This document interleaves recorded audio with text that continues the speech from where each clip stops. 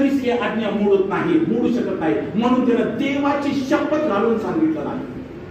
मला हे पुढे पाहतो, कारण ही परीक्षा होती. हे फक्त इर्मयाला आणि देवाला माहित होतं की या परीक्षेमध्ये हे लेखावी लोक पास होतात की नाही.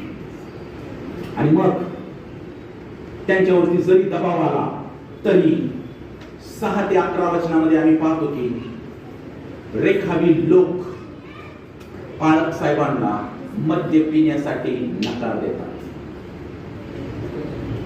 ती अद्भुत गोष्ट आहे. एका माणसानं दिलेली, मर्त्य मानवानं जो मेलेला आहे त्यांचा पूर्वज रेखा, जो मर्त्य मानव, त्याची आज्ञा हे लोक पिढ्यानपिढ्या पाळत आहेत. त्याच्या आज्ञेला ते कधीही मागं पडत नाही आहे. त्याची आज्ञा पाळण्यामध्ये ते कधीही विसरत नाही आहे.